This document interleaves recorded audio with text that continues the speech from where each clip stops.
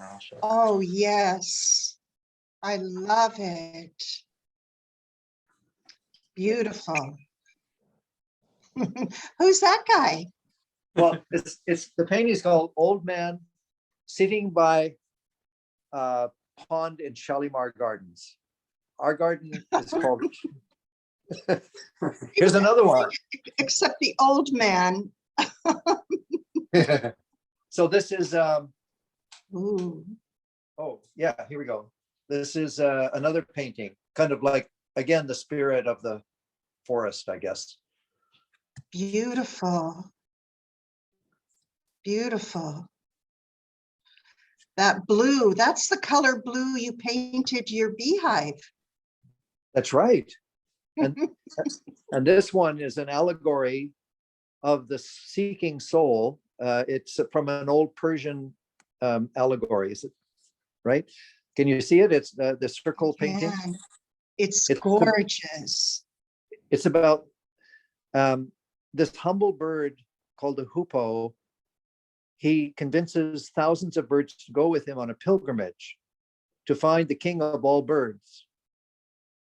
And they search for years. And in their searching, all the thousands of birds dropped away. You know, some got caught in snares, some just got tired of the journey and gave up.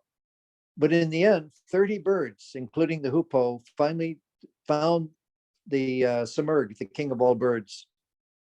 And so this kind of peacock-looking bird is kind of represents the Simurgh, or the king of all birds.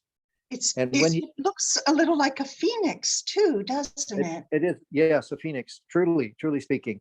Well, the phoenix legend actually comes from Persia. So the Simurgh, when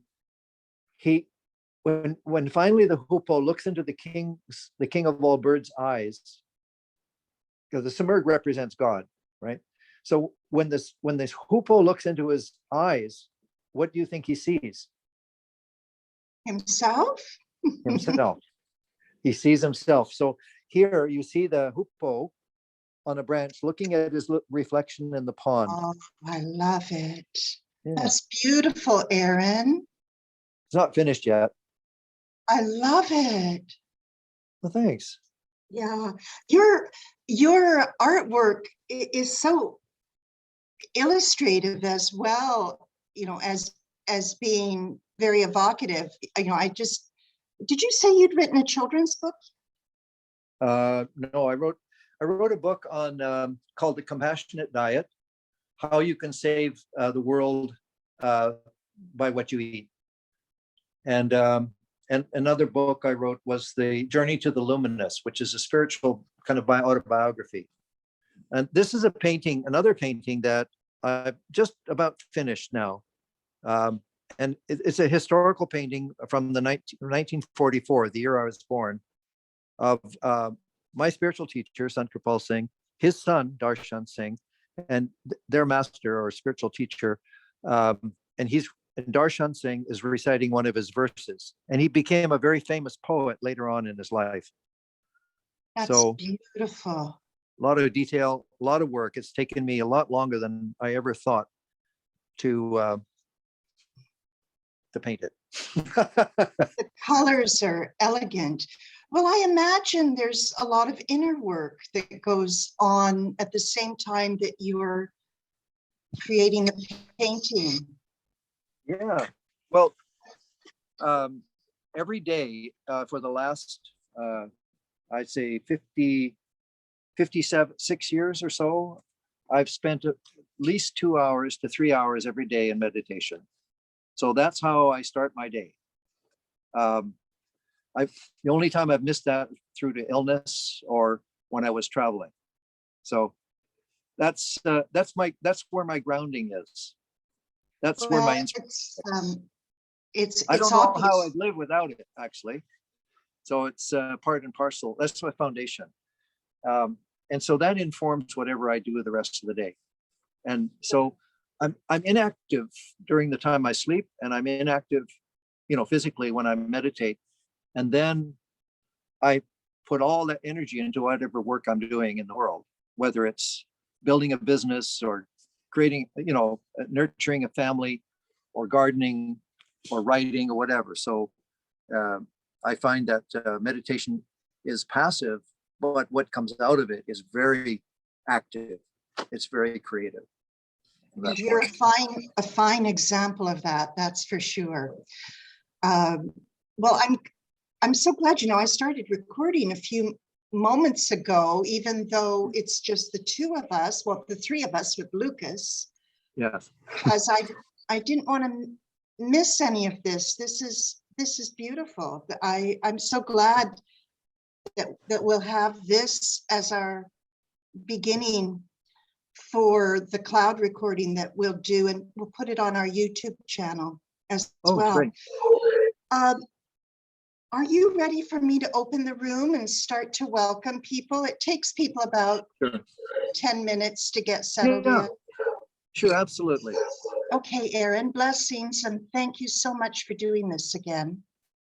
It's my honor and privilege. Thank you. Thank you. There might be some background noise today because of a neighbor's putting in a sewer line. Hopefully it's not going to be too noisy. Well, it's always something. We'll just love it as it comes. It's all a part of the divine plan, I'm sure. Absolutely. How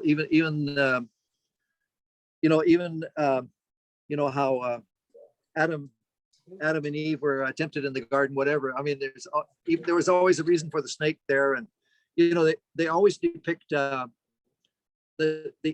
fruit of the knowledge of good and evil as an apple, but actually it was fig, because apples don't grow in the Middle East. It was always fig. And when we went to the Sistine Chapel, Michelangelo painted a fig tree. He got it right. Really? Yes. That's great to know. Hello, everyone, and welcome. You're having the pleasure of listening already to the remarkable stories of Arran Stephens. Welcome to Gabbing About Gardening.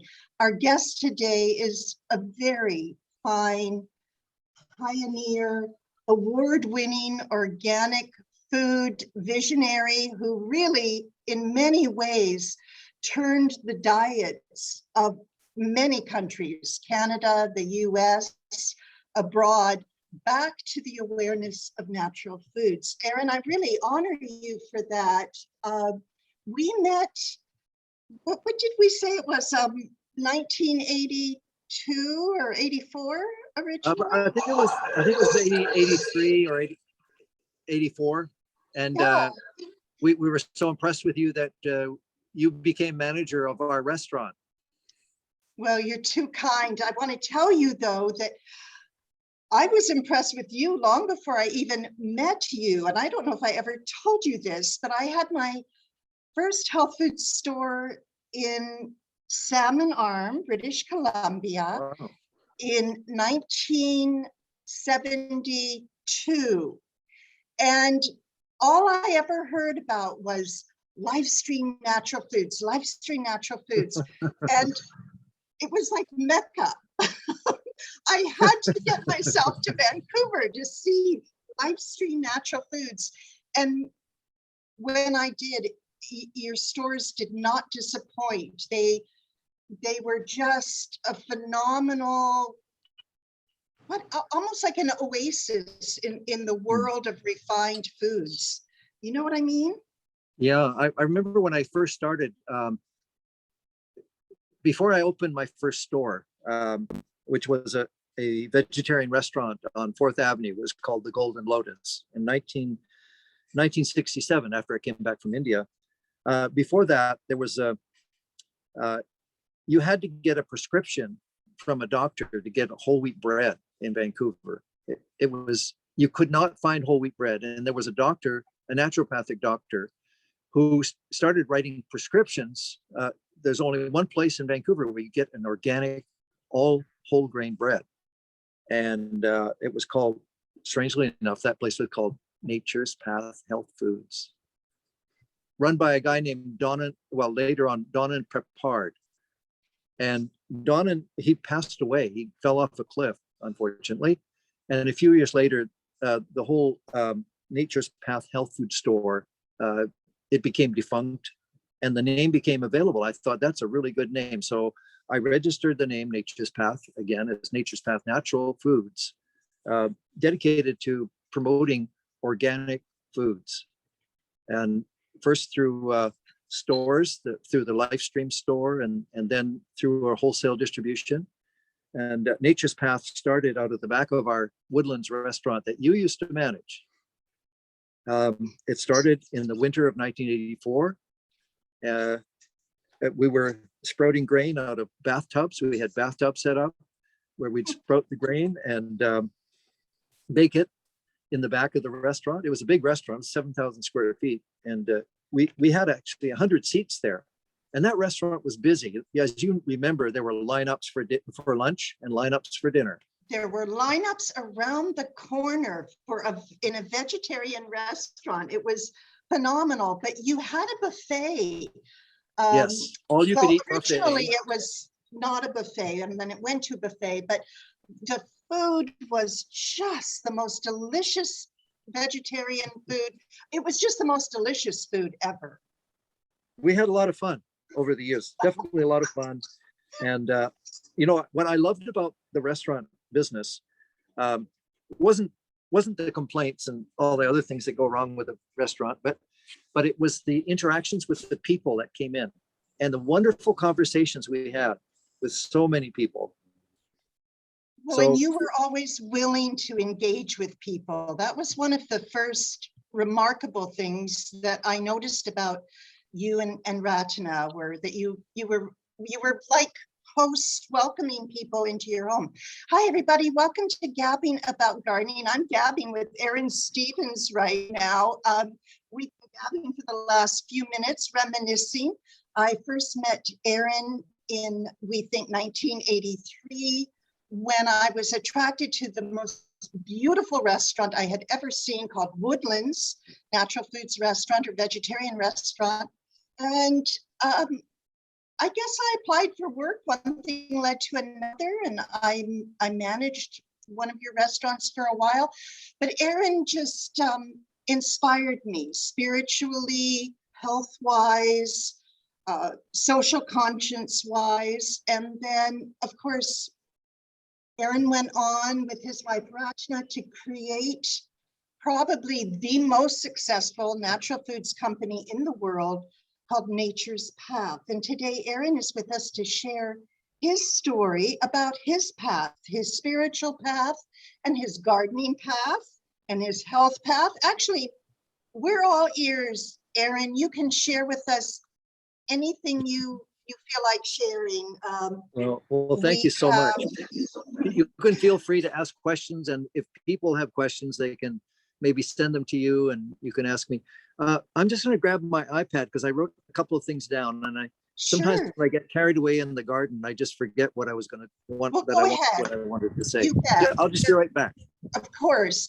Again, lovely to see so many of you with us today. I'm so glad you're joining us. My name is Lucretia Schanbarber, and Gabbing About Gardening is a weekly Zoom gathering for gardeners. This is completely free. We invite your donations to help support our cause, and also the cause of permaculture education programs around the world. Arran is involved in some, which I'm sure he'll tell you about. And I support the permaculture program that Morag Gamble has originated in Kenya, in a refugee settlement there. So thank you for joining us. I'll drop in the chat box where you can send any donations, and we will use that to support the cause of permaculture education, which is also something very near and dear to Arran's heart. You're back, Arran. I'm going to turn it over to you. Okay. Well, I thought maybe, if you wouldn't mind, we'll start the tour in my art studio, if you like. And because before I got into food business, I was a struggling, starving artist. And so that was my first calling in life, was to be an artist. And I had several exhibitions of my paintings by the time I was 23. The first big one I had was in San Francisco at the Batman Gallery, which you can find it online. The Batman Gallery. It was the happening gallery in for the counterculture in 1963. And so I gave up painting for almost 49 years to build a business and to build a family and to build a community. So I'll show you some of the recent stuff that I've been working on. And thank you. 'cause- That sounds great. because this interview is about the spirit of gardening. I think my paintings are kind of echo the spirit of nature. Come on into my studio.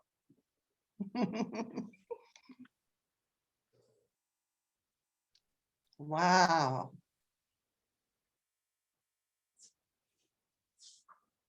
Wow. So this painting is from the place where I grew up on Vancouver Island called Goldstream. And there's a beautiful stream there, which I traversed many times, all the way up to its source. I used to go as a boy up there, and I would disappear all day. My parents were busy working on the farm. We had a farm there called Goldstream Berry Paradise.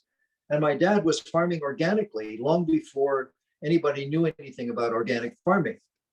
And he wrote a little book, which is available for free on our Nature's Path website. It's called Sawdust is My Slave. And it's he pioneered the use of sawdust as a mulching. And he was producing 10 tons of berries per acre on Vancouver Island, which is unheard of, all through his mulching and composting methods. So anyway, as a boy, I got to hang out in the Goldstream Canyon and spent a lot of time there. This is just a fairly recent painting. It's called, what's it called? A symphony, kind of a symphony of nature, a symphony of light in Goldstream. This is the Goldstream River. It's reflecting some golden light off the water and the trees. Somebody said, "Oh, it looks like a bit like a forest fire." And I said, "It's a fire of imagination." I love it. It's beautiful. And of course, we know another artist who used Goldstream for her inspiration. Emily Carr. Of course. Emily Carr and my mother were friends. Oh, wow.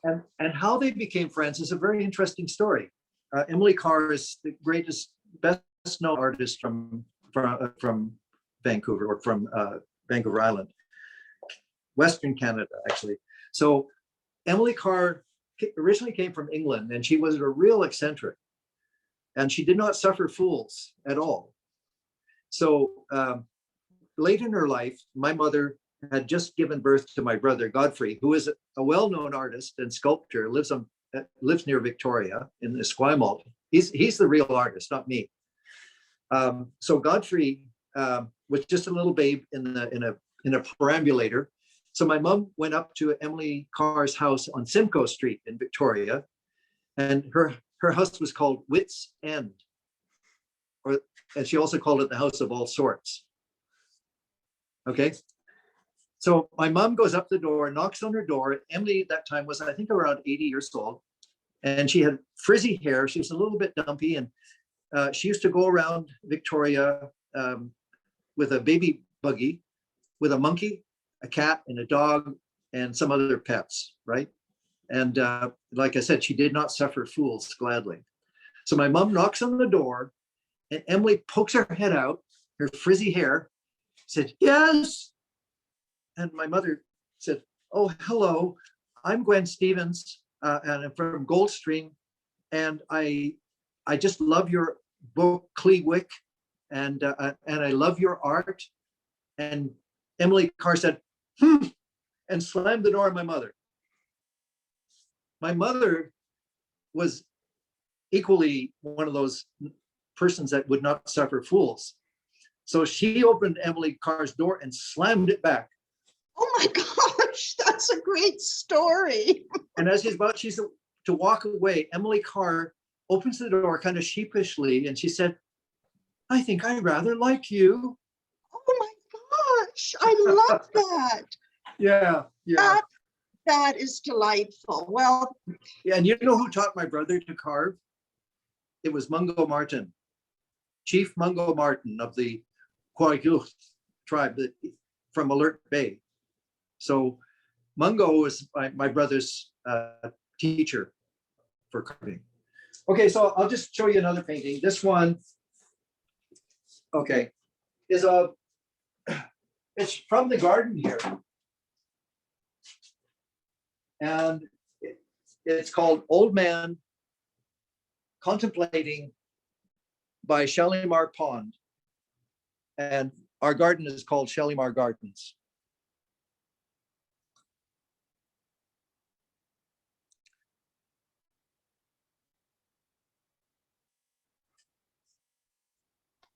And here's another one. This is kind of not a spirit of the garden, but it's kind of the spirit because before I start my day, I start every day with meditation, deep meditation. And this is a painting of, you can see it's called The Descent of the Spirit, the descent of the Spirit and the ascent of the Spirit. So the Spirit comes down from the divine creator, and then the dove represents grace, touches, in this case, it's a woman, and she is holding in her womb the world. She represents Mother Nature. So from the world, the material, Mother Nature, the Spirit, and it returns back to the Creator. It came from the Creator, goes back to the Creator. I love it.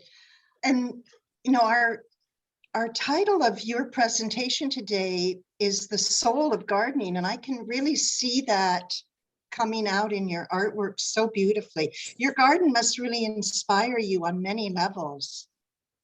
It does. But, you know, I'm so busy in the garden most of the time that I don't appreciate it until it's either in the evening or when I come down early in the morning and I walk through the garden, and then I appreciate it. But when I'm gardening, I'm just totally into it, kind of one with it. You know what it's like because you're that way too. Yeah, I think everybody here knows what it's like, Arran. That's why we're here. I don't know if do you ever get garden amnesia? You're going about the garden and you have 3 or 4 things that you have in your mind you're going to do. And there's so much to do that you forgot what you were going to do. So I don't know, maybe it's an age-related thing. I think it's a gardener thing. Come on. We're going to take a walk through the shade garden first.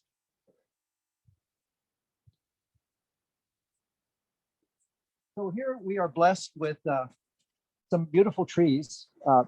These are a couple of pines here. That's a sequoia. That must have been planted about 70 years ago. We have 4 sequoias here.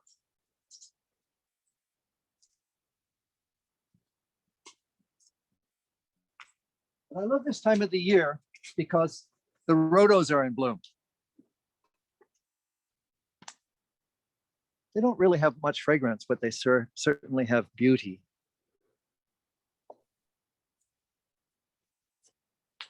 They're elegant. We have a fernery. You know, a fernery?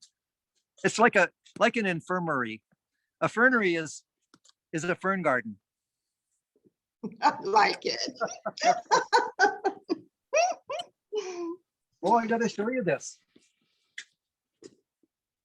See this this sculpture here? It's like a Henry Moore sculpture.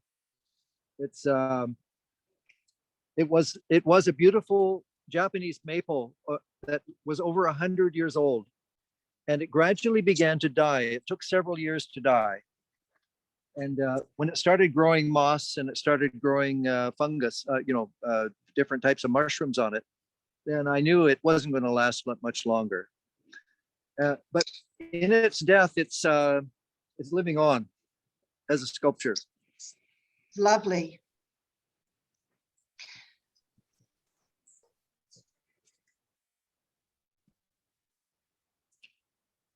So I said there's the other day I wrote something I think is on Facebook that the beauty and the bounty of a well-kept garden. And I believe in keeping the garden well. We got a plane flying overhead. You can't hear cars here in this garden, but you can hear the planes. So I was inspired by this beautiful pond in India it was called a sarovar, which means a tank of nectar. And it was in the shape of an oval about 450 feet long. And so what I did is I dug a mini sarovar here, which is 40 feet long and 20 feet wide. The lotus flowers haven't come out yet, but when they do, they're really gorgeous.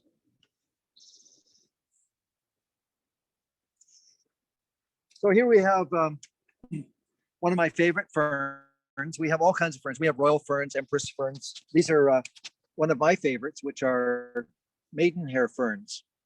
And I remember these as a boy on Vancouver Island.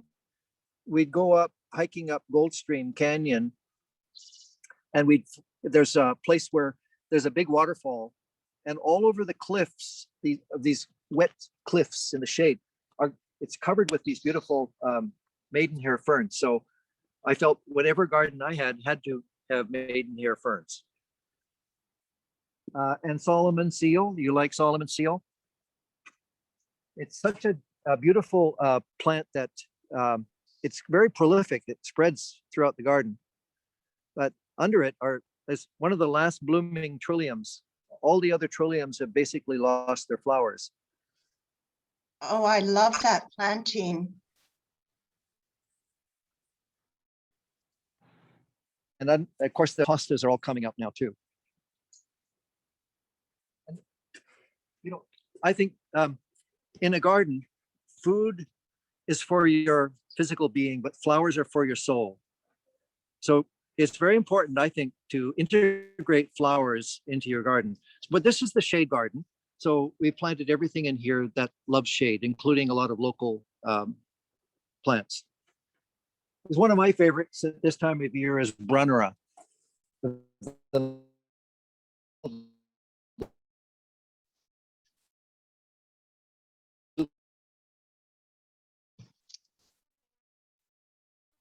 Oh dear, we got a little frozen there, Arran.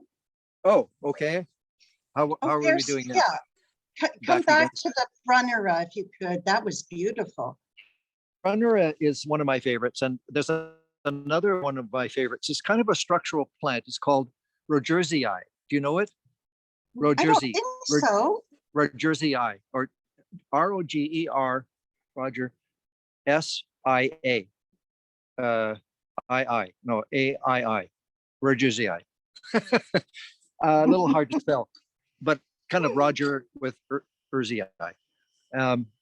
And it's a structural plant, but it's not very big yet. It's only maybe right now about 2 feet high, but when it gets fully grown, it's like up to your, up to your head with these beautiful bronze leaves and bronze flowers. Very lovely. Wow. You might like it What's its for the shade. common name? Rogersii. Does it have a common name? No, just Rogersii. Okay. It's a bronze kind of colored, very lovely flower. So I think you know about the worm bins. We put our scraps in here, all our kitchen scraps, and layer it with leaves and sometimes a bit of soil. It all comes down to the bottom, and then we empty it out, and we put that onto the garden beds. This tray here collects the worm juice. They're worm poop. Yeah.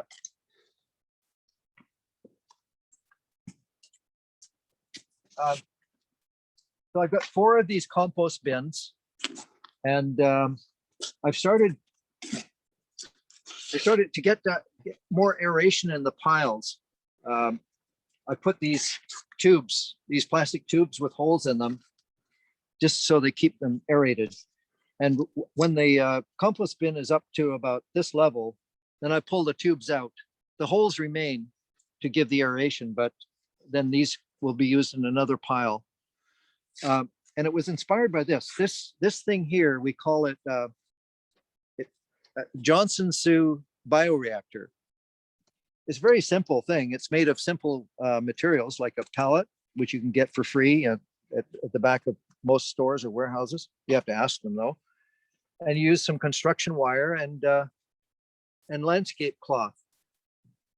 And you put 6 pipes in it, equally spaced, and keep it at about 75% moisture. And this thing was up to here with compost in the beginning. And as you know, compost settles. So you just leave it static for about 13 months, 12 to 13 months. And then it does its magic. Arran, what do you mean by 75% moisture? Well, it's important not to get it too wet. Then it becomes anaerobic. You don't want to get it too dry because then the microbes and the worms will go out of it, basically. It needs to be kept about 75% moisture. So, I put a little drip line in here for that because I don't want to be having to water it and do a lot of guesswork. So it's just a little drip line inside to keep it at about 75% moisture. And these have a little controller valve on this thing. You can just dial it to whatever moisture level you want. So it's sort of like a damp sponge, pretty much. A damp sponge. Mm-hmm. The ideal thing about compost is that you should be able to, when you squeeze it, it shouldn't be dripping water, but it should kind of almost clump together. Right. Now, did you grow up with your dad making compost at the strawberry farm? Yeah, my dad, he would basically get truckloads of manure for the farm, and we in the fall we go down to the souk potholes and fill up the truck with seaweed that would wash up on the shore, kelp mostly, and then we take that put back to the farm. But he would let the manure sit there for a couple of years before he'd use it. Mm-hmm. So it would break down and compost itself. So he didn't really have compost piles, but he would compost the manure fully before he used it. And his thing was that he said that if you're going to use sawdust, it's very good for growing berries. It's not good for every crop, but sawdust is great. But if you mix the sawdust into the soil, you're going to wreck your plants. The secret of using sawdust is to first put down a layer of chicken manure or some kind of manure that's high in nitrogen. And then when you put the sawdust on top of it, you're going to get this really great activity going, and the worms will love it. And it'll come in, the worms will do all the cultivation. But the secret of using sawdust in berry production is very important. It's not to mix it into the soil. Otherwise, your plants will become nitrogen starved. And your father really pioneered that method, didn't he? He did. Yeah, he did. Okay, you heard it directly, everybody. That's the secret to great strawberries, a layer of manure with the sawdust on top. I think we're frozen.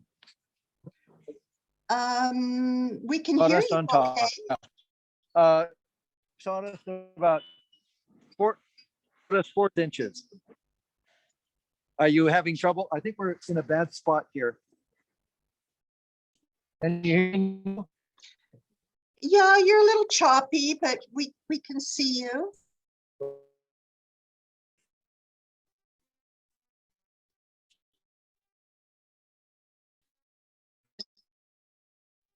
Oh, you're gone now.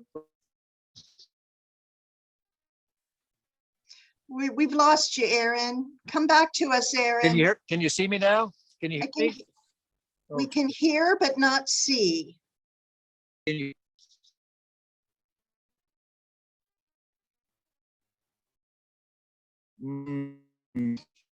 Okay, we all have to think positive thoughts together here.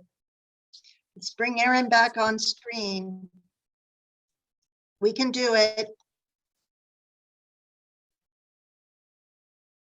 Arran, my brother, where are you?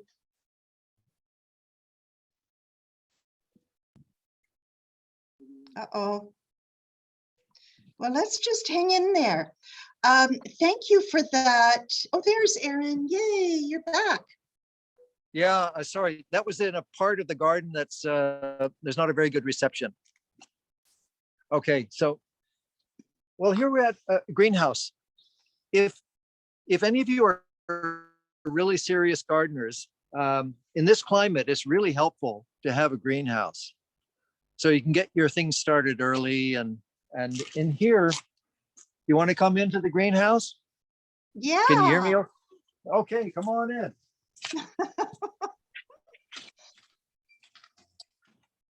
Ooh.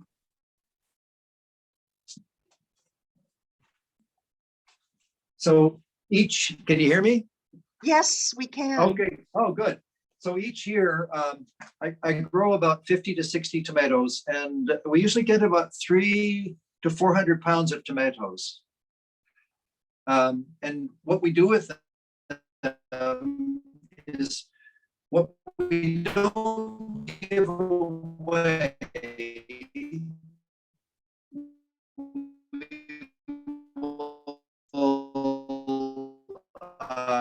we will can them, we blanch them and then freeze them all year. And this one here, see this giant one here? This is a part of the gypsy giants that I sent you some seeds last year. So these gypsy giants, the really big ones here, they came from a tomato that grew in this greenhouse that was 5 pounds. It was about this big. It looked like a small pumpkin. And it was sweet and tender. And if you slice one of those big tomatoes from the gypsy giants, one slice will cover a whole piece of bread. Pretty cool. So very cool. So in here, I've got about 13 varieties of heirloom tomatoes. Tomatoes. You say tomato and I say tomato. And okay, so just a little pruning lesson for people that want to have big tomatoes, big juicy tomatoes, is that once they start to flower, I take off all the lower branches.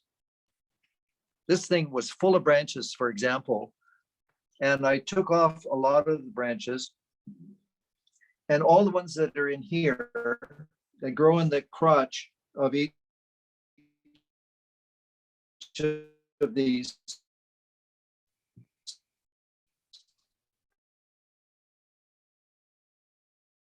We have the a main visual. Stems, and these are so these are pruned off. I don't know if you can hear me. Just barely. I'm going to go no video. Everybody's going to try to go no video for a few minutes and see if that helps. So you won't see any of us. One of our gappers suggested it. Why don't we all try going no video except for you, Arran? Okay. All right.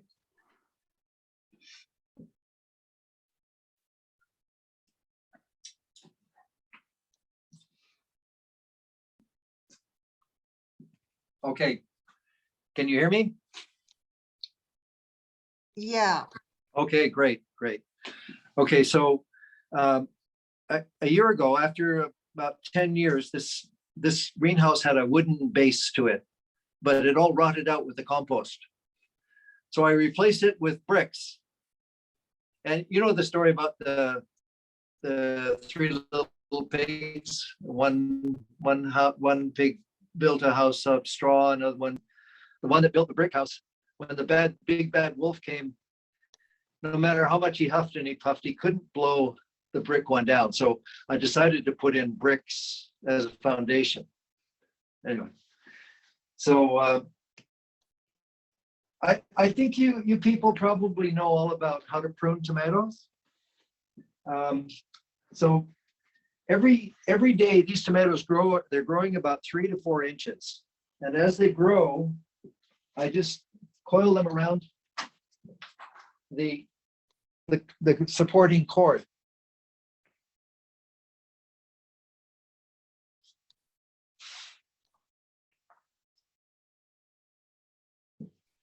Like that.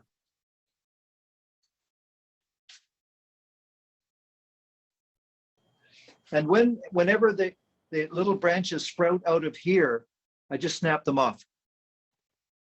And that way you're going to get less production of leaves. You're going to get more production of fruit.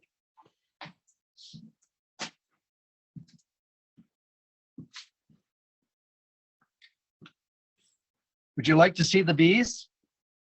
Yes. Okay. Well, come on, let's go to the beehive.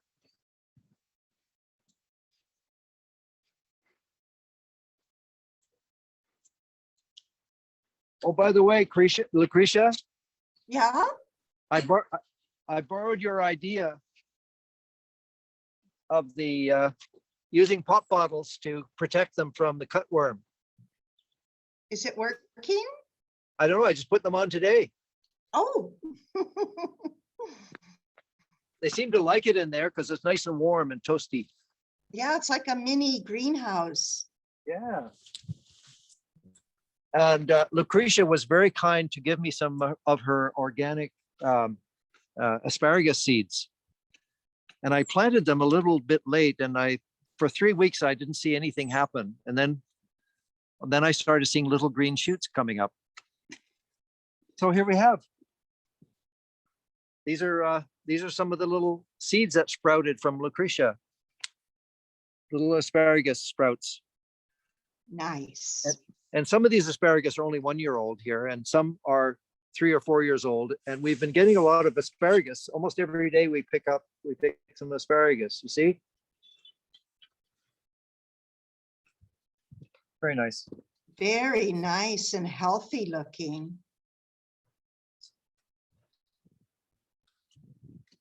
Okay. So welcome to my girls over here. These are my lovely girls, my bees.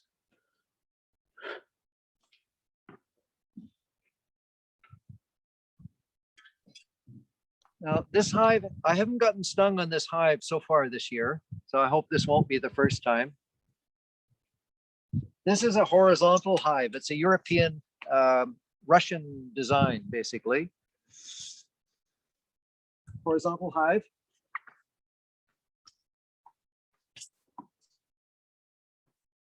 And see these little ones up here? These are mason beehives. And they're all full. You can see they plugged the holes and they got eggs inside.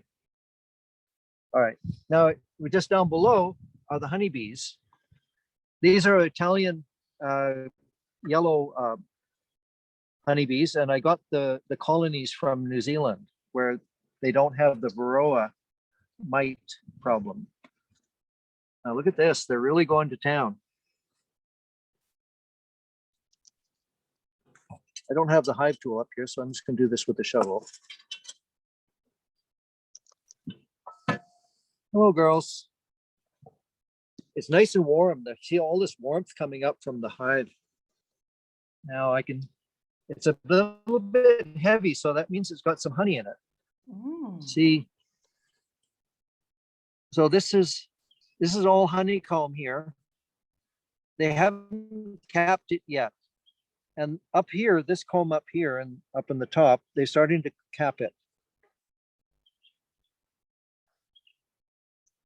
I learned a little bit about bees when I was 21 years old, when I worked for Babe's Honey in Victoria. My job there was to uncap the honey and put it into a centrifuge. See all the bees? Yes. They're beautiful. Beautiful. And you say you don't ever wear any protective gear. I used to, but about a year ago, I lost all my fear of the bees. And we've had a very good relationship ever since. with bees, you have to have a calm mind, and you also move slowly and deliberately, and try not to hurt any of them. So, and they only sting as when they feel threatened, and I don't threaten them. You have to be very careful when you put the frames back, because sometimes the bees get in there and they can get squished. Here we go. Come on, girls. So you move very slowly and deliberately with the bees. I don't know if you know it, but a queen will lay about 2,000 eggs a day. She only mates once in her lifetime, and she will lay eggs for the next up to 3-4 years. I'm going to move a couple of frames forward.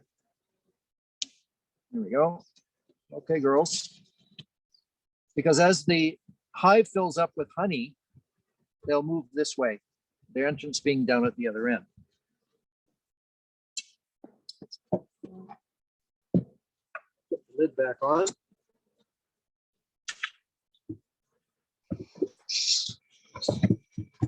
So bees, if you have a good hive, a good strong colony, a good hive will produce between 50 to 100 pounds of honey in a season. Now the bees will need about 40 to 50 pounds for their own survival over the winter. So if they produce more than 40 to 50 pounds, then we take the extra, and that becomes our supply of honey for the year. So a good hive, and this is a very good hive, I think it'll probably produce over 100 pounds of honey this year. And if so, we will take about 40 to 50 pounds for our use. And we put that in preserves, and sometimes we have it with our coffee along with, we also take a mushroom powder. It's a blend of about 10 different healing mushrooms.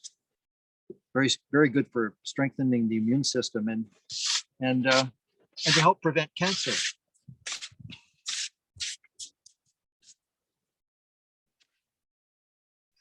So what are they sourcing their food on these days in the garden? Are there a lot of berries in bloom? The raspberries are just starting to bloom. The blueberries are in bloom. I've planted a lot of flowers around the garden, and we have, you're stepping on a buckwheat right now. Oh, yeah. All right. So in all the garden beds this year, I planted buckwheat as a cover crop. And so it's blooming a little bit here and there. I have borage and zinnias and nasturtiums that self-seed every year. So they're coming up all over the garden. I'll take a lot of them out because they're just too many. Otherwise, we won't have any vegetables. But I'm probably going to leave 100 or so borage and zinnias, which the bees love, and nasturtiums, which the bees love. And so that will be part of their source. But I've got also about 70 fruit trees here. So the fruit trees, the bees were also pollinating, gathering honey and gathering nectar. Yeah, so what we're going to do, we're going to go up to my studio again where we have good reception, and I'm going to share some thoughts about gardening. Okay, and Arran, Barbara has a question. She's concerned because she doesn't have any honeybees. She has lots of bumblebees and mason bees, and she has blueberries and flowering kale in bloom right now, but there aren't any honeybees coming around. Do you have a it doesn't comment matter. about that? It doesn't matter. Actually, honeybees are not the best pollinators. Mason bees are probably 2 times more effective than honeybees. They just don't give you honey, that's all. And bumblebees are wonderful pollinators. I've probably got thousands of them on the property here. So they go around and they pollinate the raspberries and the blueberries. They love them. So one of the things I'm going to do, if you want to turn the camera around, you can see these are some of my raised beds. And what I want to do is plant flowers in all the walkways of the beds for the bees. but I made the mistake of putting down gravel and landscape cloth, and so flowers won't grow there. So it's going to be a lot of work, but I'm going to take all the gravel and landscape cloth out so I can plant flowers in the walkways. I don't mind if I step on some of the flowers, that's okay. But I think it'll look beautiful and the bees will love it. I think that's a great idea. You know, I don't think I know anybody who's glad that they put down landscape cloth. There was a time when everybody thought that was the thing, but there you go. Yeah, instead of landscape cloth, I'm just gonna put mulch down. Yeah, well, we just With use some- wood chips in our pathways and Yeah. we're really happy. Hey, before you go back to the studio, Arran, Yeah, could we get a little more tour of where you are down there right now? That's Sure. really beautiful. yeah. So I'm going to show off my garlic bed. I've got Yay. 2 big garlic beds. There's about 300 garlic growing, and the garlic is doing exceptionally well this year. So on the way here, this is rhubarb. Pretty healthy looking rhubarb, I'd say. I think so. Very The nice. rhubarb bows to you. Yep. So How do you use your rhubarb? we make jam. We make jam, and we make you got to put a lot of honey or sugar in it to sweeten it up because it's pretty sour. Yeah. Now I noticed that you were a good boy and you pulled it out instead of cutting it. Many people don't always realize that that's the way to harvest rhubarb. It's best to pull it out. You just kind of pull it out and just twist it a little bit, and it breaks off at the base. And it's got some brown stuff in here. I just pull that off. Yeah. So what are you feeding? What are you feeding your rhubarb? Because it's a heavy feeder, isn't it? I just feed it compost. I've got another. You've got enough of it. Well, each one of these bins here. Okay. Oh, slow down, Lucas. Sorry. Lucas is our trusty cameraman. Turn the camera to yourself there for a second, Lucas, so we can Guys. say hi. Hi, I'm Lucas. Thank you. You know what? You're with a group of gardeners who just drool over everything to do about gardens. So you can take lots of time. Okay, good. You're not boring anybody. We love this.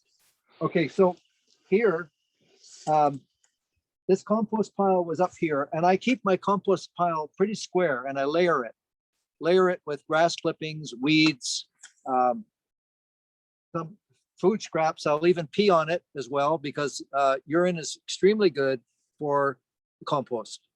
It helps break it down. It's kind of like the secret ingredient of compost. I agree. And now that you said it, I don't feel so weird about it. I just go on and on about peeing in your compost that I start to think somebody's going to think I'm weird. Well, you are weird. That's okay. My parents, and this was typical.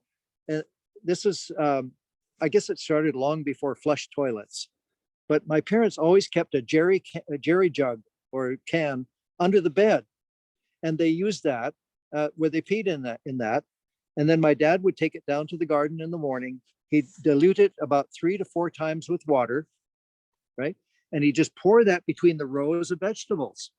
And he had tremendous growth of vegetables. Everything was big size and very healthy looking.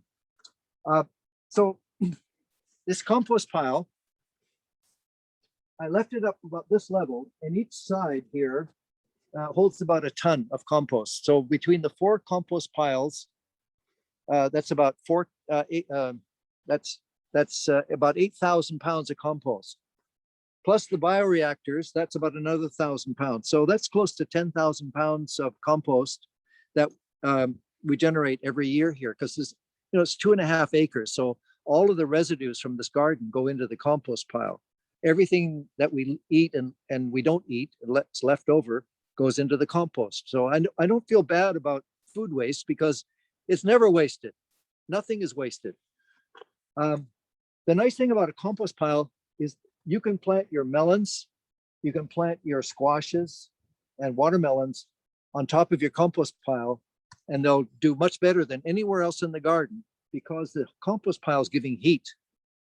And they love that heat, not only the nutrients, but the heat. So if you put your hand in the compost pile, it's always warm, and in the center, it gets quite hot. So anything that's planted in a warm soil like that, it really grows fast. Arran Nance is asking how you keep rats out of there.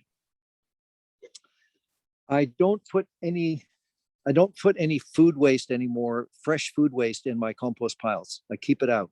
I keep it in the worm bins. Okay. And once it's all broken.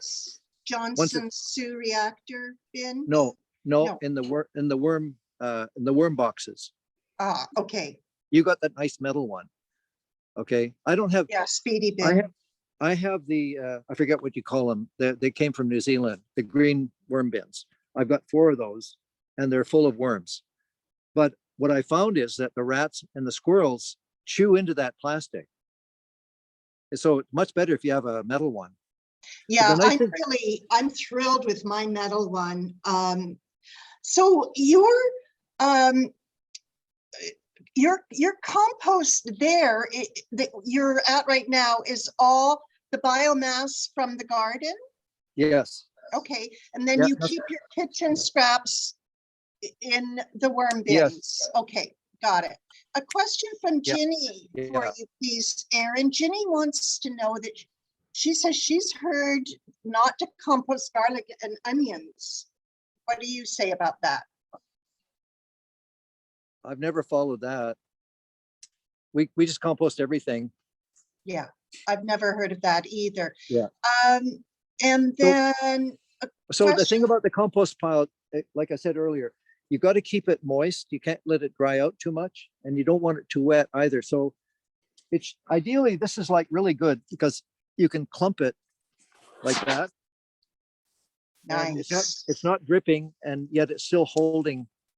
It's about right. I'd say this might even need a little bit more moisture just so it can clump together nicely. But this is fairly fresh, and you can see it's got worms in it and everything. It's beautiful. And you said that you layer it sort of like a lasagna method of composting? Lasagna. Mm-hmm. Yeah. I used to, when I had lawns and I was going to turn a lawn into a garden, I didn't know about laying down cardboard and then building on top of your cardboard.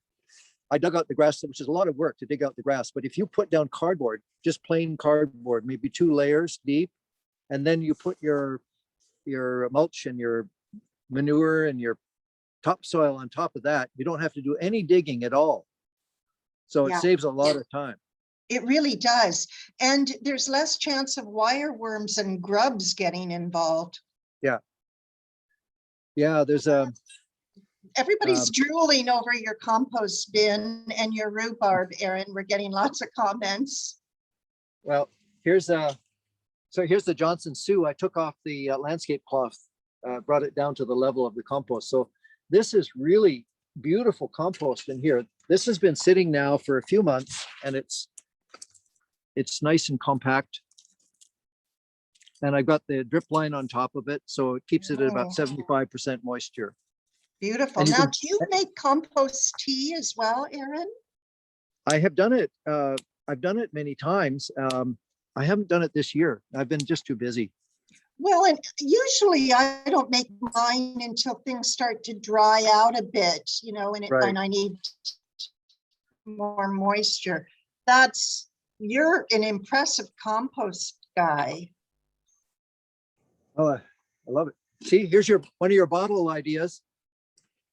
Here was this was a really lovely little watermelon, and the slugs came and they just demolished it, but it's coming back. And Is I that a put this over volunteer? top of it. So hopefully those, no, I bought a Mm. little seedling from the store. Yeah. So this one should protect it. Do you put lids on the top, by the way, No. Lucretia? No. Okay. No, I don't. It gets too hot and steamy in there, but you know, if the slugs are really bad and they're coming over the top, you might want to. Do you actually get watermelons out of that deal? Yeah, I've had watermelons here before. Not very big ones. You know, this is not California or the Okanagan. You grow great. Don't we know it? What Yeah. else is going on behind you there? Do you? Come on I over. love those. I love those trellises. Did you build those Yeah. lattices? Yeah, I have a stand of bamboo and I use it for canes for the That's lattices. beautiful. Yeah. Do you just lace it together? How do you Yeah. build that, Arran? I put the verticals in first firmly, and then I weave the laterals through it and then tie it. Oh, So it's very solid. And here is a chayote. You know what a chayote is?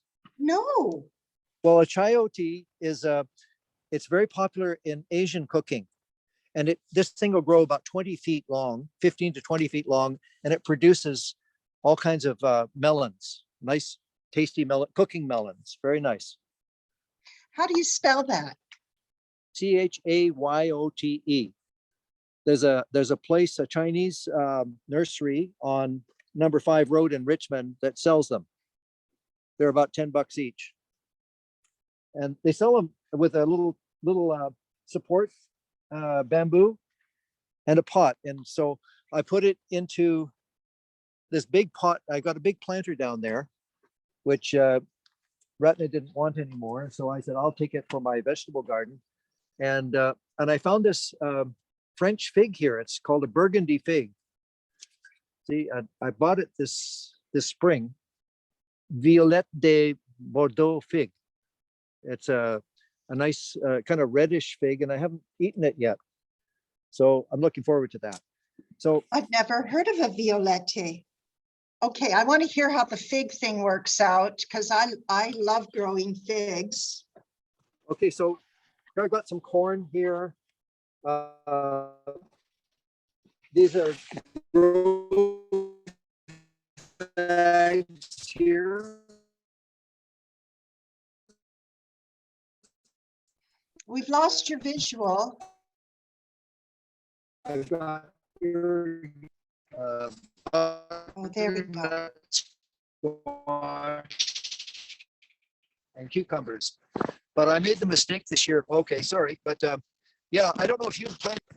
I planted a few things too early. Can you hear me?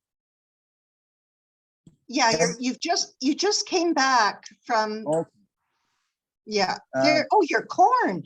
Your corn is 6 inches high. and down here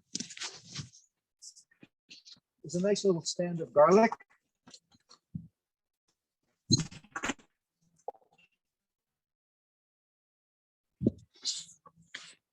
Can you see this?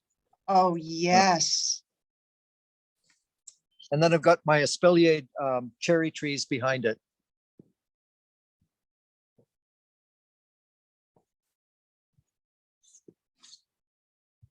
And this is all a carrot bed.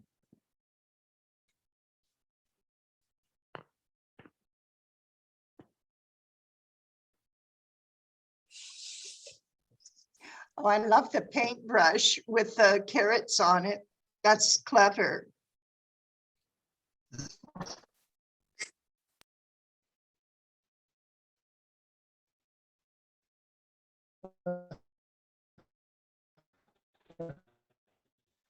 Well, it's a paintbrush from my studio that I make a sign out of it because it get all. So here you can see the little baby carrots are coming up. Little baby carrots. They have to be thinned out when they get a little bigger.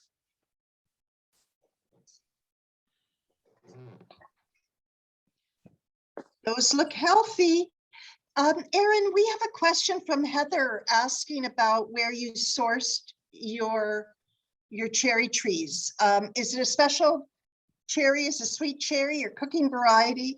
And can you say a few words about espaliering? Yes, sure. My favorite cherry is called the Queen Anne or Royal Anne. It's also called the Rainier cherry. It's a beautiful yellow cherry with a pink blush on it. They're sweeter than Bing cherries. They're sweeter than any of the red cherries. I think they're the best. So I've got several of these Rainier or Queen Anne cherries, Royal Anne cherries. Okay, I'll tell you a little bit about espalier. And so you can see here that the tree has been trained laterally along wires, right? So every 10 feet, I have a post. And between the posts, I planted a cherry tree down the end of an apple. So particularly do well with espalier, cherries, apples, and figs done that way as well. And figs over here. So espalier was, Monsieur Espalier was the gardener for Louis XIV, from what I understand.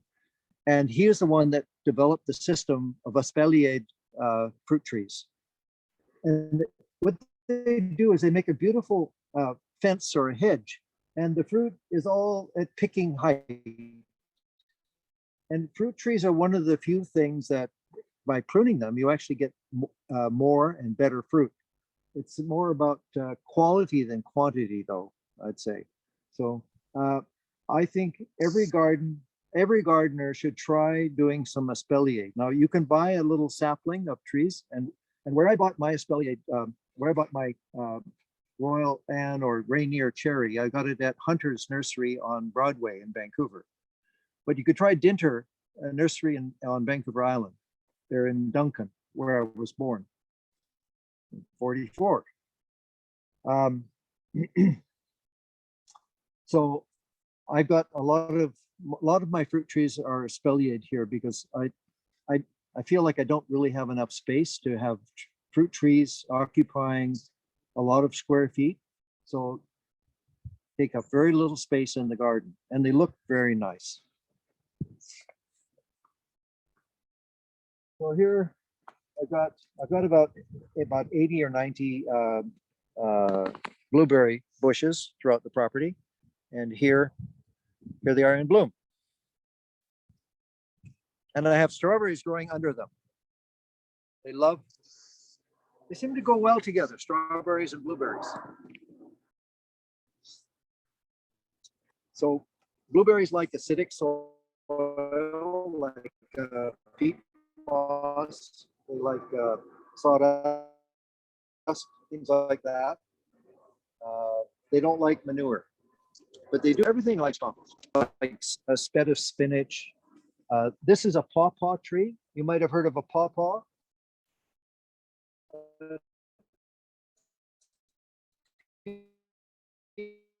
P-A-W. They're from the East Coast. These trees produce a large mango-like fruit that tastes a bit like a mango. And they were cultivated by the Native Americans long before the white men ever came. But it is an Eastern tree. You can see it has a beautiful chocolate blossom. See the chocolate colored blossom?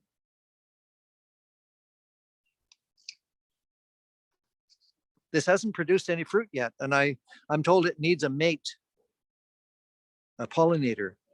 So it is now sending up some shoots from the ground, which I will allow to grow so that it will have a mate, and hopefully we'll get some fruit. I don't know what pollinates it. I don't know what kind of thing pollinates it, but hopefully we might get some pawpaw fruit this year. I hope so.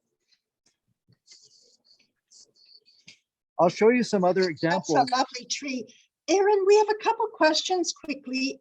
Are you starting your corn in the greenhouse? Did you start that corn in the greenhouse? I did start it. I started inside. Yes. Yes. And can you tell us a little bit about your watering system? Do you have drip irrigation, or what do you do? Yeah, the whole vegetable garden and the fruit orchard is all on drip line irrigation. So there's two types of drip line that I use. This one here is this is a thin line. It's easy to work with. And I got another one, which is a 1/2 inch line. And I don't like it quite as much because it's easy to put a shovel right through it. And then you have a break, which is not too much fun. So these are relatively inexpensive and easy to repair. So you got to have something that's easy to repair. Because can you just go back to it's that? too easy For some reason, we didn't get that. It just, yeah. Could you show that again, Arran? Okay. This type of drip line is easy to handle. It's easy to repair. It's very important that it's easy to repair.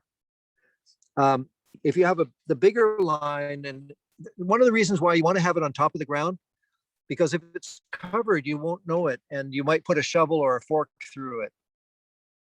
And I don't know if you can hear me, but it's no fun having a broken pipe. Yeah, Did you hear me? Yes, that's very good advice. Michelle is asking how much time you recommend for drip irrigation in a vegetable garden per week. I guess that depends on how dry it is, of course, but what's your rule of thumb? It all depends on the weather. Well, I turn it off when it's raining, and I think if you get water on it, say every other day or every 3 days, I think it's fine. Let it go for like maybe 10-15 minutes, about 15 minutes. And if it's really hot weather, you might need more. You have, and you just got to go by, you got to put your finger in the soil. You got to put your finger in the soil. That's what I was just going to ask you. Yeah. If it's dry and you put your finger up say up to the second knuckle and it's dry, you need water.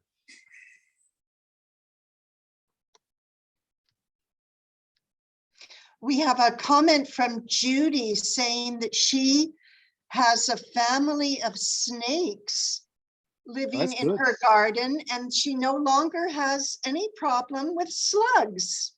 I wish we had snakes in our garden. It's, they're wonderful. Garter snakes, they love slugs. Slugs don't like them, but I wish we had a few snakes in the garden. If you want to give us some, I'm going to show you the 1/2 inch pipe. Okay, I'm going to have to show you the 1/2 inch irrigation pipe. Okay, so this is the 1/2 inch irrigation pipe. It's not bad. Arran, I'm not getting a picture of you. Now we are. Okay, so I'm not going to be responding for a while, Arran. I'm going to mute and take my video off so we can see more of you. But okay. Okay. Okay.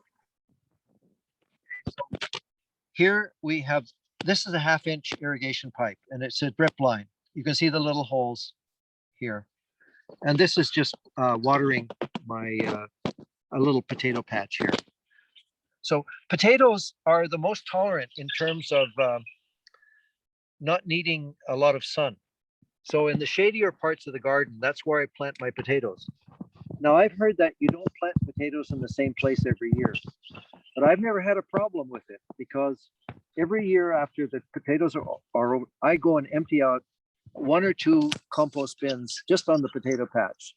So they're always getting lots of good food. And as you know, potatoes are good feeders, and they like compost a lot. So even though I've grown them every year in the same spot, I get a good harvest, and I don't seem to have any disease problems.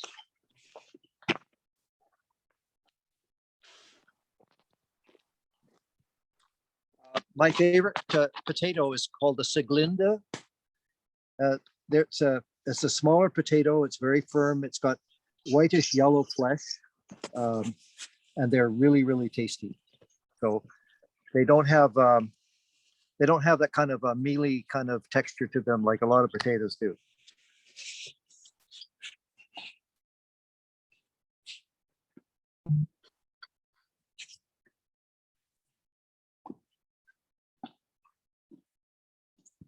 This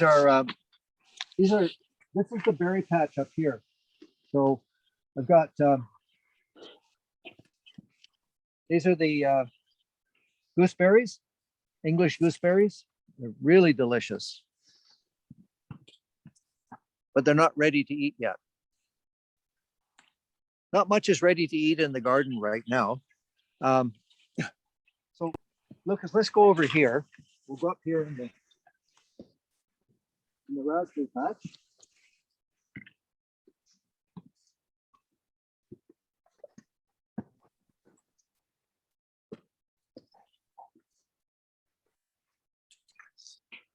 One of my favorite spots, especially when the berries are ripe.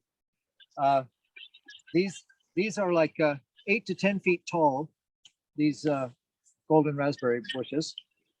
And every year I just bring down all the leaves and stuff down here and mulch this very heavily so we don't get any weeds other than morning glory. I don't know what to do about morning glory. It just is a very invasive weed. You just have to keep on digging it out. But this raspberry patch here will give us probably a couple 100 pounds of raspberries every year. And we make jam out of them. And we use them. A lot of jam. A lot of jam. He heard you. It's a nice gift, nice Christmas gift. Jam makes a great Christmas gift. Nice for families and friends.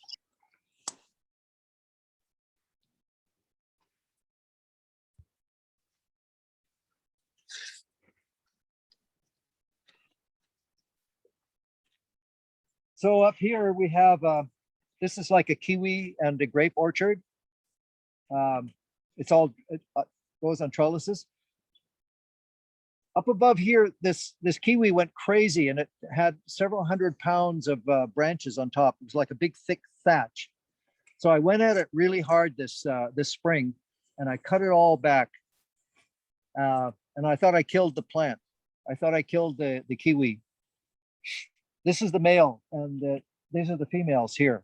The slender ones are the females and the big fat one is the male. You have to have a male and a female for kiwis. So I thought I'd killed it because there was no sign of life. And now I see all the branches are starting to flower. So it's not dead. And underneath here as a cover, I have woodruff, which is a beautiful spring flower.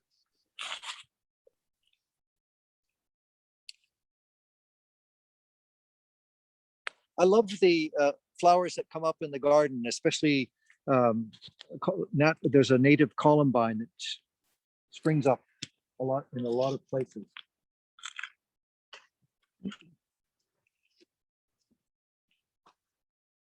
This here is a kiwi berry. The kiwi berry, it's a hermaphrodite. It doesn't require a female or a male. So it gives a lot of berries about the size of grapes. And they're delicious. I think they're better than the big kiwis. And come down here and I'll show you.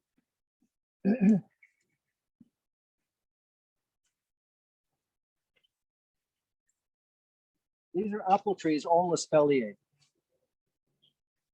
They're close wire, which is a good strong thing, and it's actually suspended on little eye hooks.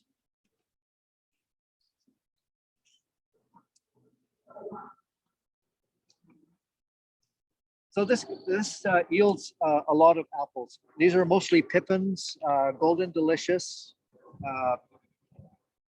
John o' Gold,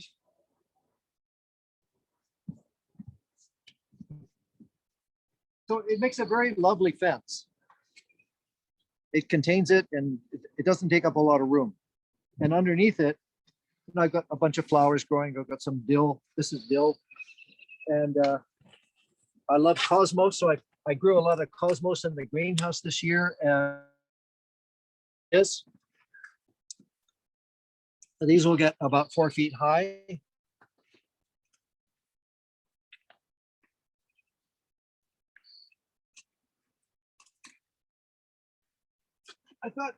I thought some of you might like to see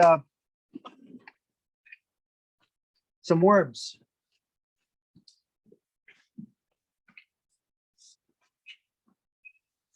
My granddaughters are they're like from 4 to 6 years old, and they just love worms. They love to hold them. At first they would scream, but now they love them. So see, go down in here.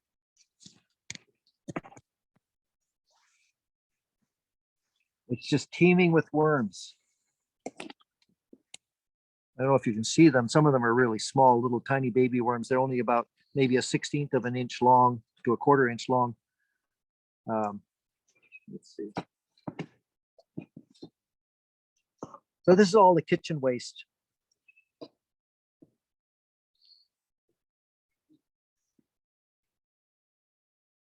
Anybody for a worm?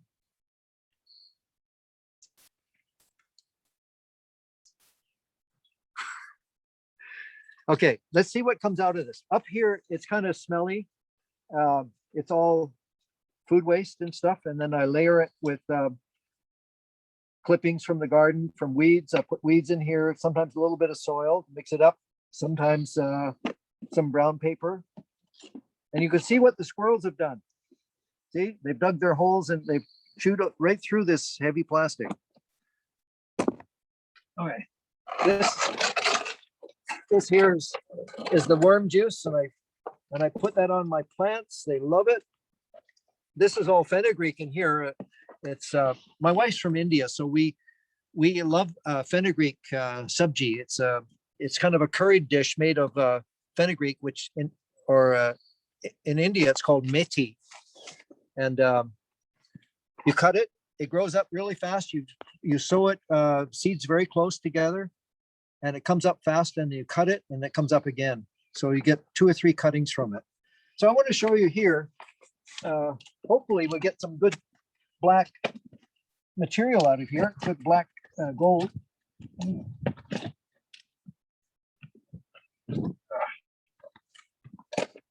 There you go. So this is that kitchen waste after it's gone through the worm bin. It's gone through the whole process and it's turned into black gold. That is a morning glory root, which we don't want. Okay. So you can see those little white dots in there. Those are like little baby worms. This is teeming with microorganisms. It's just alive stuff. So this is wonderful material to put into your garden. Who needs chemicals? And, the chemicals will actually kill these microorganisms. Just beautiful stuff. So anyway, I think I'm gonna dump this onto the tomato plants.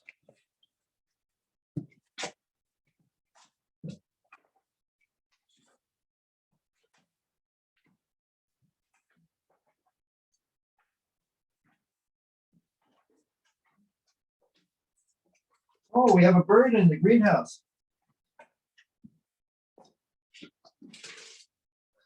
We have a little bird in here. He doesn't know how to get out.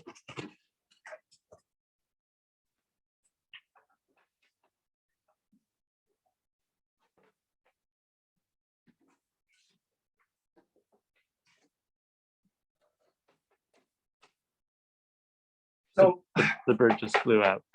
the bird just got out. Thanks, Lucas. Okay, so on this side of the greenhouse, I've got compost that's filled with biochar. And on this side is just my regular compost. And I don't see any difference between the two right now.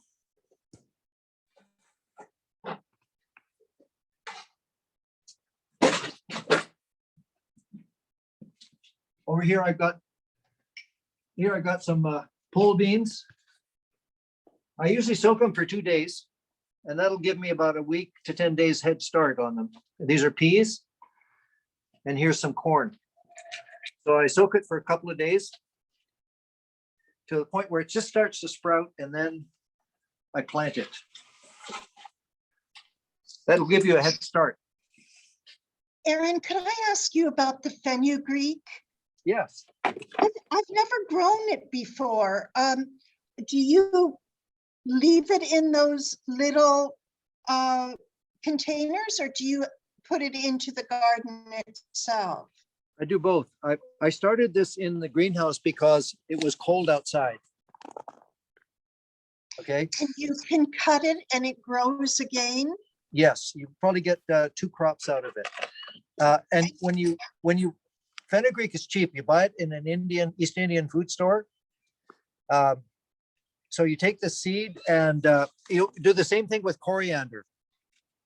Is you sow it really close together, maybe half an inch apart. You know, just scatter it on the ground and just rake it with a rake and water it. That's all you have to do. And It's very coriander closely- becomes cilantro, right? Yes.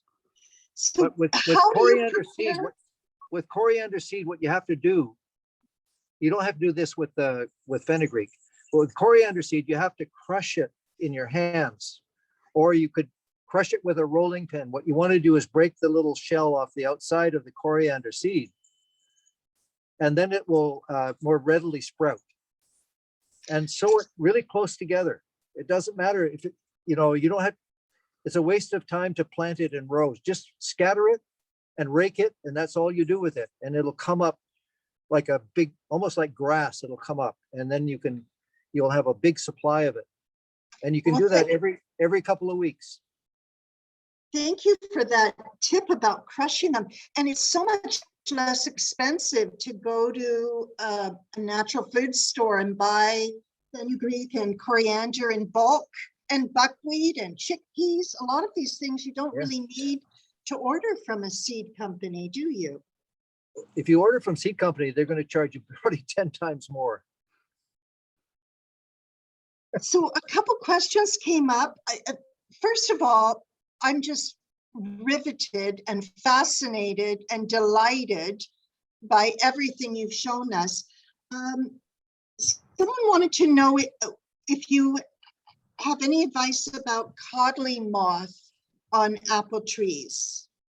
Yes, that is the big problem because they lay their eggs and then they burrow their way into the apple, right? And then they leave this. The center of the apple usually becomes blackish, and you have a little worm growing in there, and it's not very pleasant.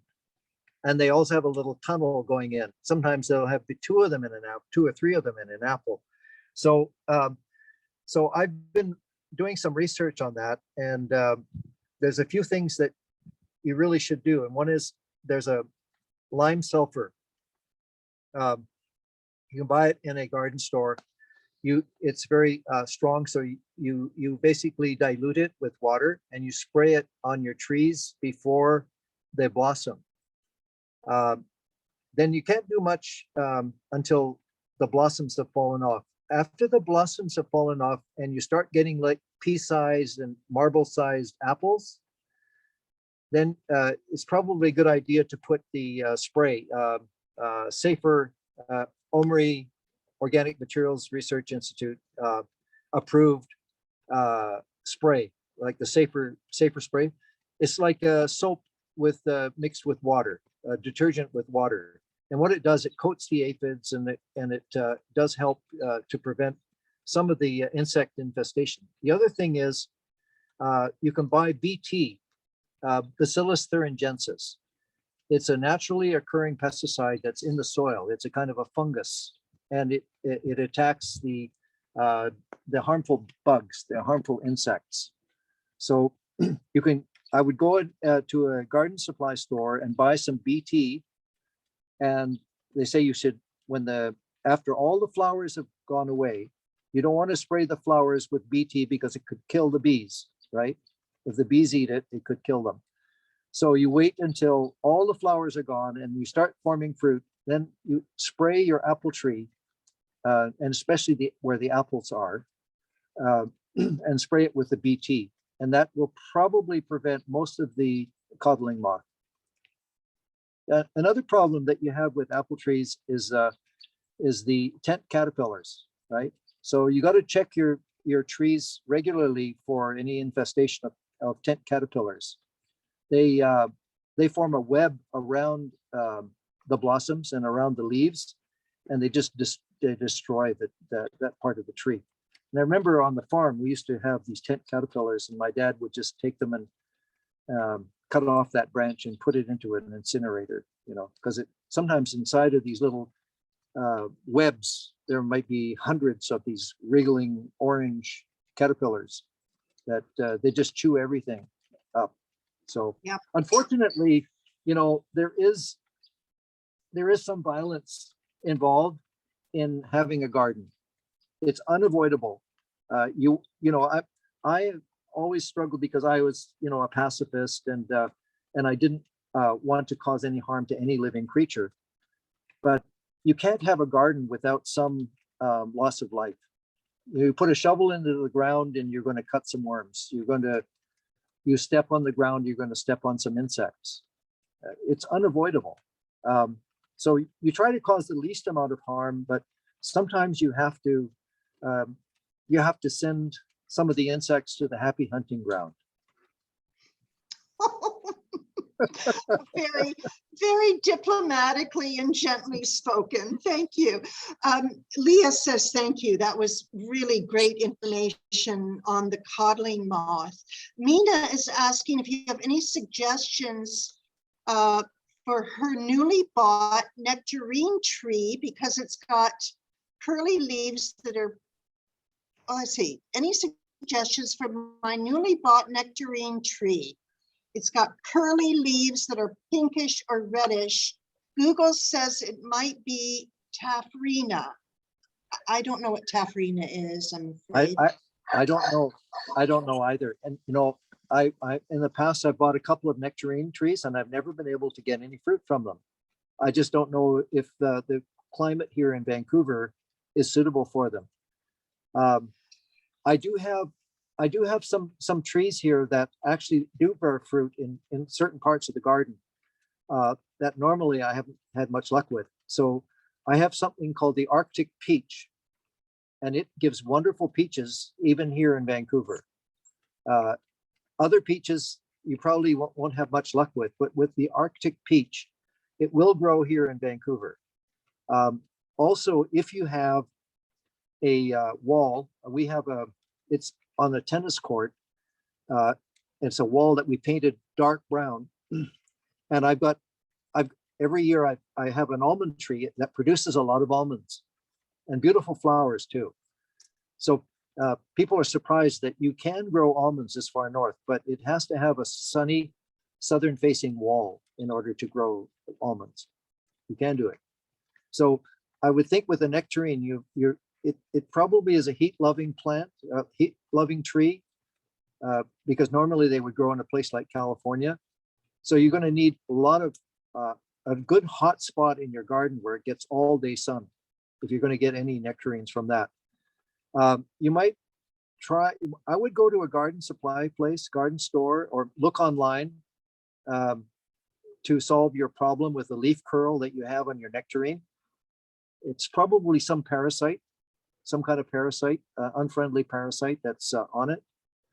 Some permaculture people say that if you have aphids on your plants, it's trying to tell you something. It's trying to tell you that you got too much nitrogen in your soil, because the ants and the aphids go after the nitrogen, especially when you have an excess of nitrogen. It's kind of an interesting kind of cause and effect type of thing. I've just been reading about that as well. We have time for one last question, and that is from Dina, asking what kind of worms are in your worm bin? Red wigglers. They are wrigglers. Okay, Yeah. great. The other types of worms don't break down the food as fast. They take a long time. So you have to get red wrigglers, WRIGGLERS. On the farm, we used to call them sewer worms. Ooh. Yeah, because if wherever you had a sewer, they would love anything that was really smelly and they're often they're striped as well. They're red, but sometimes they have little kind of whitish bands, pinkish white bands on them as well. Right. We're coming up to the hour and we're getting all kinds of gratitude, expressions of gratitude for your wonderful presentation, Arran. I'm going to let you have the last word in just a moment. I just want to remind everyone that Gabbing About Gardening is based on the gift economy. We give freely to this gathering of gardeners. We invite you to donate and contribute as you feel moved. And what we do with your donations is to help support permaculture education programs. Arran has some of his favorites, I have some of mine, and that's where your funds will go to, as well as to pay for the Zoom and so forth. A quick question from Mina. You mentioned healing mushrooms, Arran, and mixing them with honey and drinking them. Could you tell us a little bit more about that? And then just give us your parting blessing and your final words of wisdom. And I'm hoping you will join us again on another gabbing session. Okay.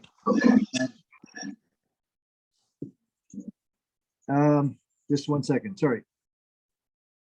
Just a second. Okay. Hello. Yep, we're here. Okay. So I want to thank you. First of all, Lucretia, I'm going to send you a donation. Come into the greenhouse. It's raining outside now. I'll send you a donation to help with some of your expenses and stuff here. And I really want to thank you. It's been wonderful to connect with you again after many, many years, actually several decades. And it's been fun connecting with you. I had some things here that I was going to share. They seem to have disappeared on me. Okay. Anyway, so I thought I would share you something about pruning, and it's kind of a metaphor for the spiritual aspect of life. And these are gabbing pruning lessons for the soul. Okay, so I've got about 70 fruit trees, and while pruning about 30 of them over, this was about a month ago, or well, maybe a little earlier actually, when it was colder. So I discovered a bunch of lessons from that. But you know what I'm going to do? Since I don't have much time, I'm going to do something else. I'm going to sing a song that my father, who was a farmer and a songwriter, that he wrote in praise of the land. And I can't think of a better way to end this session than singing one of his songs. And forgive me if I am not completely in tune, but yeah, I think you'll get the sentiment and the beauty of this song. Maybe just close your eyes for a moment. Okay. Across the plains, my yellow grain lies restless as the sea. How could this all be given to a guy like me? to fill my need. I sowed the seed and now repaid I'll be. How could this all be given to a guy like me? The seasons change with splendor. My ceiling is the sky. The earth, my master, cruel and tender. Happy man am I. To arms that gladly share my toil, or hold me tenderly. And this has all been given to a guy like me. Wow, bravo. So we are very grateful to you, to the elements, to the sky, to the rain, the sun, the seed, the soil, to life and the spirit that animates it. So thank you, and happy gardening, everyone. And remember, gardening is a metaphor for the soul. So thank you. Beautiful. Thank you so much, Arran. Hope to be with you again soon. Blessings. Bye, everyone. Thank you for joining Gabbing About Gardening. Next week, we have Michael Abelman with us, who's written the book about Street Farm. He's going to share his experience of gardening with street people. Thank you, Arran Stephens. We are very grateful. Michael Abelman is a great, he's a great guy. That'll be a wonderful program. Anyway, thank you all. Two great guys. Thank you, Arran. You're a great guy, and I love the song. I'll send you the recording, and we will post this recording for everybody to share on our YouTube channel. And tomorrow at 11:30 is our Gabbing About Gardening radio show, which you can check out on cortezradio.ca. Now go out and get dirty, everyone. Blessings. See you next time. Bye-bye. Ciao.